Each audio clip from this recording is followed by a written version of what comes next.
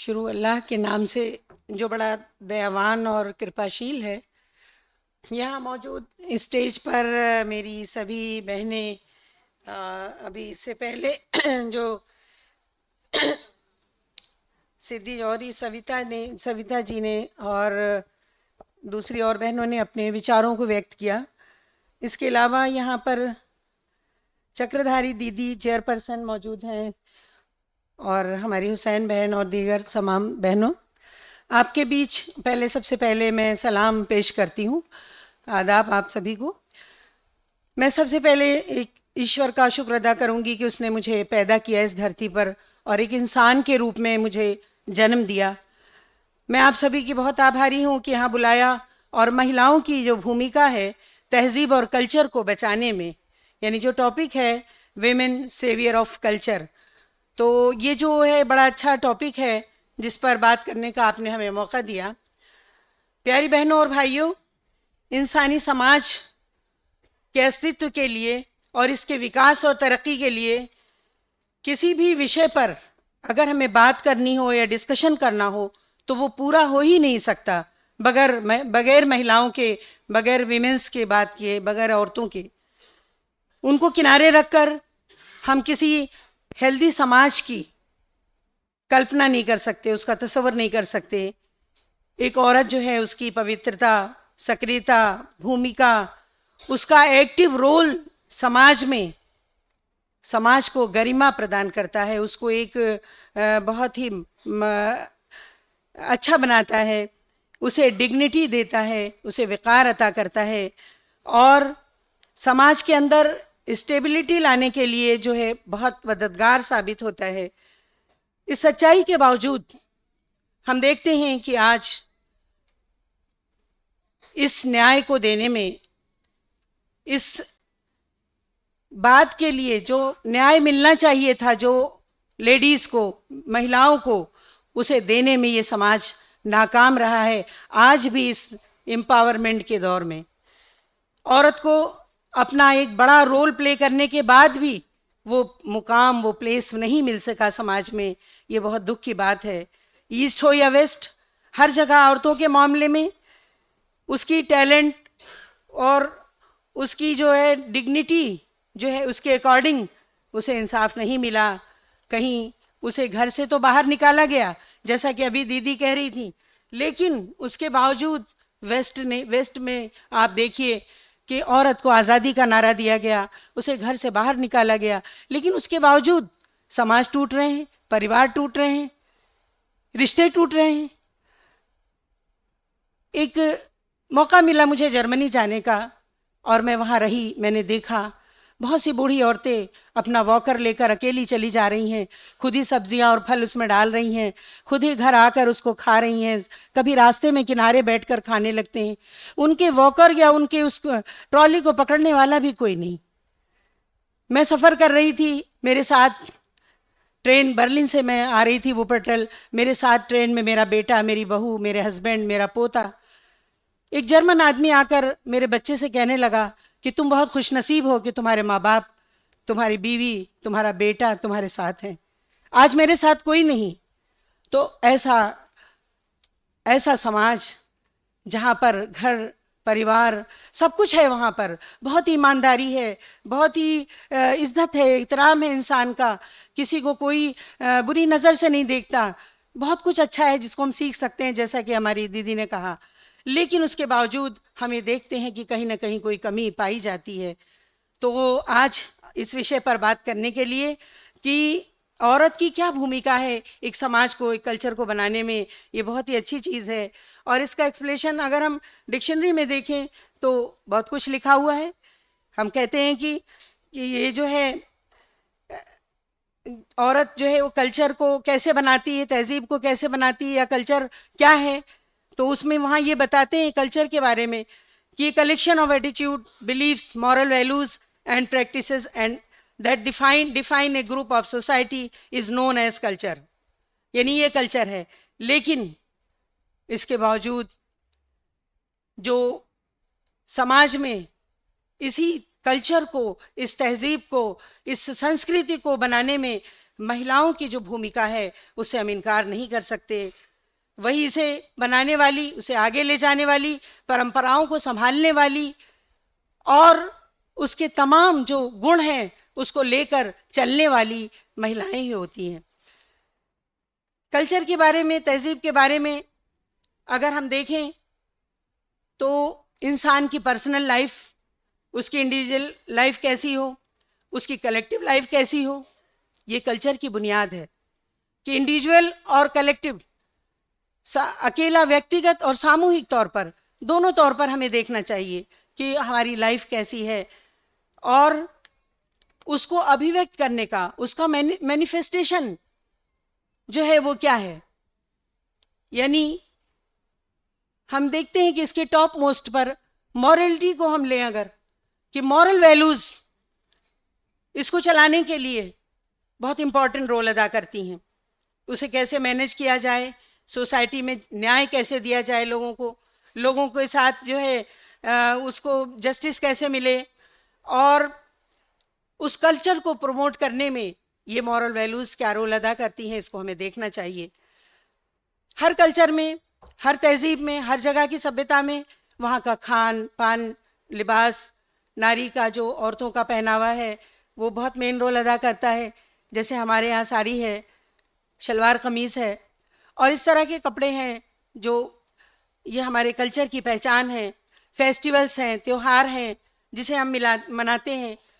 तो कल्चर जो है इस तरह से बनता है और ये अचानक नहीं बन जाता, बल्कि इसको बनाने में और इसको आगे ले जाने में एक लंबा टाइम चाहिए। कल्चर दिनों दिन या रातों रात नहीं बन जाता, बल्कि कल्चर को बनने में टाइम लगता है। और कल्चर जो है वो बनता और बिगड़ता भी है, चेंजेस भी आते हैं, कभी स्थिर नहीं रहता, वो चेंज होता रहता है। तो एज ए ह्यूमन बीइंग, पहले इंसान जो है जंगलों में रहता था, पत्तों से अपने जिस्म को ढकता था, खाना कच्चा खाता था, फिर उसने तरक्की की, खाना पकाकर खाने लगा, कपड़े बनाने लगा, वस्त्र बनाने लगा, खेती करने लगा। तो ये कल्चर बनता और बिगड़ता रहा। लेकिन बहुत तेज़ी से मैं अपनी बात को आगे ले जाते हुए बताना चाहूँगी कि इस तमाम तहजीब को, कल्चर को बनाने में और उसको आगे बढ़ाने में महिलाओं का बड़ा योगदान रहा, उनकी बड़ी भूमिका रही है। और समाज का नैरेटिव बनाने में, समाज का माहौल बनाने में, एक नैरेटिव बिल्ड करने में महिलाओं का बड़ा रोल रहा है। हम किसी कल्चर को अब लोकलाइज नहीं कर सकते। हम जानते हैं कि अब पहले गांव में होता था, महिलाएं होती थी, कुछ करती थी, कुछ काम काज और कुछ ट्रेडिशंस थे, रस्म रवाज थे। जब हम वहाँ जाते थे तो दरवाजे पे पैर धुलाया और हमारा आदर सम्मान किया, आरती की, ये तमाम चीज़ें होती थी। लेकिन अब ये कोई लोकलाइज नहीं रह गया, बल्कि दुनिया एक ग्लोबल विलेज बन गई और हम इस ग्लोबल विलेज में ग्लोबल कल्चर के आदी हो चुके हैं। यानी हमारी जो कल्चर और तहजीब है, मिली जुली सभ्यता है, मिली जुली तहजीब हो गई। हम वेस्टर्न कल्चर को भी अपना रहे हैं, हम अपने इंडियन कल्चर को भी लेकर चल रहे हैं और हम ये देख रहे हैं कि पूरी दुनिया में किस तरह से तहजीबों का, कल्चर का एक जो मेल जोल है, भीड़ इकट्ठा हो गई है। उसके साथ हर जगह लोग एक दूसरे से इंट्रोड्यूस हो चुके हैं, एक दूसरे को, कल्चर को जानने और पहचानने की कोशिश कर रहे हैं। तो इसमें मैं महिलाओं की जो भूमिका है उसके बारे में ये बताऊंगी कि लेडीज़ का जो उसमें रोल है वो बड़ा अहम है। महिलाएं सबसे ज़्यादा उसको प्रैक्टिस करती हैं, चाहे ईद हो, दिवाली हो, होली हो, मुहर्रम हो, किसी भी त्यौहार को मनाने में, उसको संभालने में, उसको सजाने में, उसके लिए इंतज़ाम करने में महिलाओं का योगदान है। किसी भी चीज़ को आगे बढ़ाने में, किसी बात को, किसी परंपरा को, किसी खबर, न्यूज़ को फैलाने में महिलाओं का बड़ा योगदान रहता है। माउथ टू माउथ बातें इतनी तेज़ी से फैलती हैं कि आपको किसी न्यूज़पेपर की भी ज़रूरत नहीं। तो ये महिलाएं जो हैं अपने कल्चर को, तहजीब को आगे बढ़ाने वाली हैं। प्यारी बहनों, महिलाओं का मामला जो है, लेडीज़ का है, वो ये भी है कि जो फंडामेंटल्स हैं हमारे, उससे उनका मामला ऐसा जुड़ा होता है, आस्था का मामला, अकीदे का मामला, वो अपने बिलीफ का उसको हिस्सा बना लेती हैं और उसको आगे ले जाने में बहुत बड़ी भूमिका अदा करती हैं, परवान चढ़ाती हैं उसे। वो एक जनरेशन को बनाने वाली हैं। अभी बात आई हमारी बहन की बात में कि वो जनरेशन को बनाने वाली, एक आने वाली पीढ़ी को जन्म देने वाली होती हैं। तो हम देखते हैं कि एक बच्चा जब पैदा होता है तो 5 साल तक जब वो माँ के पास रहता है, इर्द गिर्द रहता है, तो बड़े बड़े साइंटिस्ट और बड़े फिलोसफर्स, जिसमें एरिक्सन का भी कहना है कि 5 साल के अंदर बच्चा अपनी माँ से बहुत कुछ सीख लेता है और अपनी ज़िंदगी का 50% 60% वो सीख चुका होता है, जब हम ये समझते हैं कि अभी तो ये बहुत छोटा है।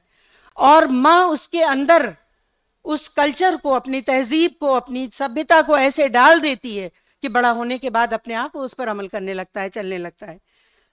तो हम ये देखते हैं कि इसका बहुत बड़ा रोल होता है। एक वाकया सुनाऊंगी। हमारे यहाँ एक अब्दुल कादिर जिलानी बहुत मशहूर हैं, बड़े पीर उनको कहते हैं। तो उनका छोटा सा बच्चा था, वो पढ़ने के लिए बगदाद जा रहा था। तो जब वो जा रहा था तो माँ ने कहा उस बच्चे से, छोटा सा बच्चा था, 5 साल 6 साल उम्र होगी, कि बेटा देखो झूठ नहीं बोलना, पढ़ने के लिए जा रहे हो। लेकिन माँ की एक शिक्षा थी। तो रास्ते में डाकुओं ने काफिले को लूट लिया। अब जब लूट लिया तो फिर वो बच्चे के पास आए, कहने भाई तेरे पास क्या है। तो उस बच्चे ने, उन्होंने सोचा बच्चे के पास कुछ नहीं होगा, फिर भी पूछ लिया एक डाकू ने। तो उस बच्चे ने कहा कि मेरे पास तो अशरफिया है सोने की। तो उसने कहा कि अच्छा कहाँ है। तो उसने कहा कि मेरी जो शर्ट है उसके अंदर सदरी है, उसमें सिली है। तो उन्होंने कहा अच्छा इसको खोलो। खोला गया और देखा गया। जब देखा गया तो उसके अंदर अशरफिया निकली। तो डाकुओं ने कहा कि भाई हम तो यहाँ तक सोच भी नहीं सकते थे कि इसके अंदर कुछ निकलेगा, लेकिन तुमने क्यों बताया बेटा। तो उसने कहा कि मेरी माँ ने कहा था कि झूठ मत बोलना, तो मैं शिक्षा लेने जा रहा हूँ, तालीम लेने जा रहा हूँ, और अगर मैं झूठ बोलूंगा मेरी माँ का कहना अपमान मैं नहीं कर सकता। तो ये उसके अंदर अंदर पेवस्त हो चुकी थी।